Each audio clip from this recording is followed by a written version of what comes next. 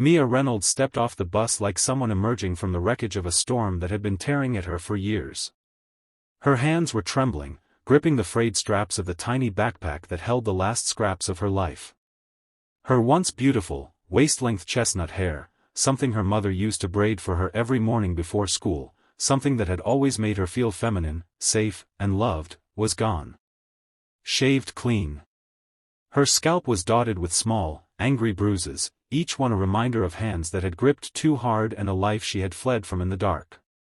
And as the late afternoon sun fell on her bare head, the people standing at the bus stop stared in stunned silence. She didn't try to explain.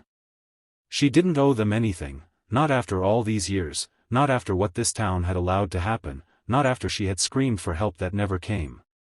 So she kept walking, chin trembling but lifted, as whispers rose behind her like a swarm of gnats. Is that Mia Reynolds?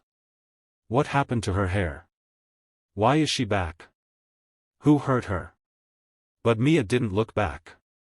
She walked through the streets she had grown up in, streets she had sworn she would never return to, and everything felt smaller, quieter, more hollow than she remembered. The grocery store where her father used to take her on Saturdays had a new sign. The bakery that once smelled of warm cinnamon now seemed cold.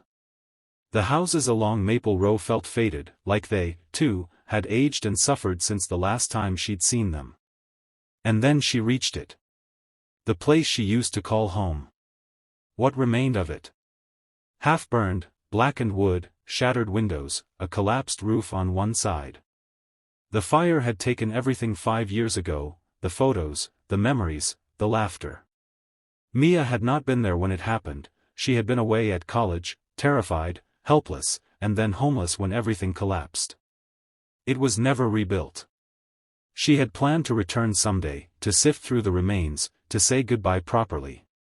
But life had dragged her far from that possibility.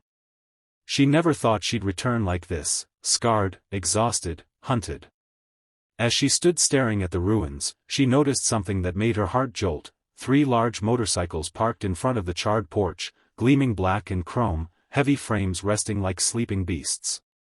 Each one bore the unmistakable flaming skull emblem, Hell's Angels. Her breath caught.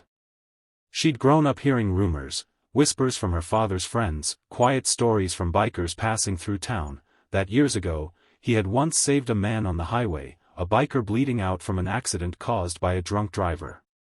Her father had pulled him from the road, performed CPR, and kept him alive until paramedics arrived. But her father never bragged. He never explained who the man was. He simply said, helping someone is never a story to tell. It's a story to live. Now she saw 3 men sitting around a fire pit on the patch of dead grass, their massive forms rising and falling with laughter. Their vests were heavy with patches. Their boots caked in mud. One had arms covered entirely in ink, one had a jagged scar running down his cheek, the third wore sunglasses even though evening was settling in. They didn't notice her at first. Her stomach twisted. She considered turning around, but where would she go? She had no money. No home. No family left. She swallowed her fear and took a slow step forward. The biker with the scar looked up first. His eyes widened slightly when he saw her shaved head, the bruises, the exhaustion carved into her face. He stood immediately, towering over her like a wall of muscle and leather. "You must be Mia," he said, voice deep but strangely gentle. She flinched. He noticed. His expression softened. "Name's Brick," he added, stepping back a little so he wouldn't intimidate her. "Your dad, he meant a lot to us." She nodded weakly. "He's gone. We know." Brick's gaze drifted to the marks on her head, the fear in her eyes, the way she kept adjusting the straps of her bag like she was ready to run. "You look like you've been through hell." Mia tried to hold it together, but a single tear escaped. Then another. And finally, her whole body seemed to collapse under the weight of everything. I had to leave," she whispered. "I couldn't stay with him anymore." Her voice broke completely. Brick lifted a hand, but stopped halfway, unsure if she'd accept comfort. "You don't gotta say anything else," he murmured. "It's enough that you're here." Then he nodded toward the motorcycles. "Call went out last night. Everyone's comin'. For you." Mia blinked. "For me?" "Your dad saved one of ours," Brick said quietly. "We never got to repay him." He looked at her with a seriousness that sent chills down her spine. "So now we will." Within minutes, the distant rumble of engines echoed through the town, low at first, then swelling into a roar that shook windows and rattled fences. Hours passed, and more Hell's Angels arrived. 10, then 20, then 50. By the time night swallowed the sky, nearly 300 bikes lined the street like a river of steel. People came out of their homes to watch, whispering frantically. No one understood what was happening. No one understood who Mia was to them. But the Hells Angels knew. They knew enough. They circled the property through the night, forming a silent, powerful shield. Mia tried to sleep in the corner of the burnt-out living room, wrapped in a blanket one of the biker women had handed her. But sleep was impossible. She kept hearing footsteps, soft, steady, protective. Men taking shifts to guard her. Men who didn't know her but were here because of the man she had lost. The man who had raised her with love so fierce it still echoed in her bones. By dawn, the whole town knew something unimaginable was happening. But no one, not even Mia, understood just how far the bikers were willing to go. Part 2. When Mia stepped out into the morning light, she stopped dead in her tracks. Her heart thudded painfully. The charred remains of her childhood home, everything she had quietly mourned for years, were gone. Or rather, they were being replaced. Dozens of bikers were already at work. Some were tearing down unstable beams. Others were carrying new lumber on their shoulders. A few were taking careful measurements. She saw hammers swinging, sawdust flying, sparks crackling from power tools. It was a full-scale rebuild, fast, efficient, organized like a military operation.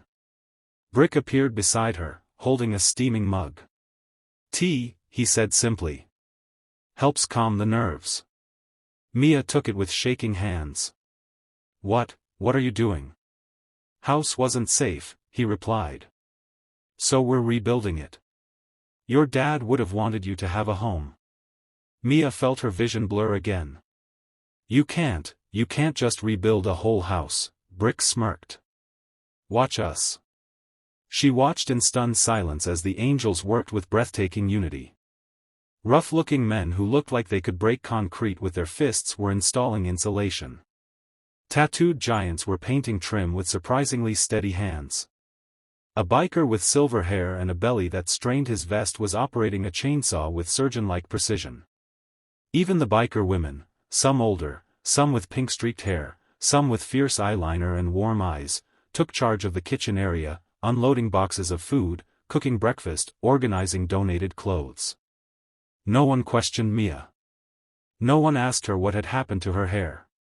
They simply helped her, fed her, shielded her from curious eyes.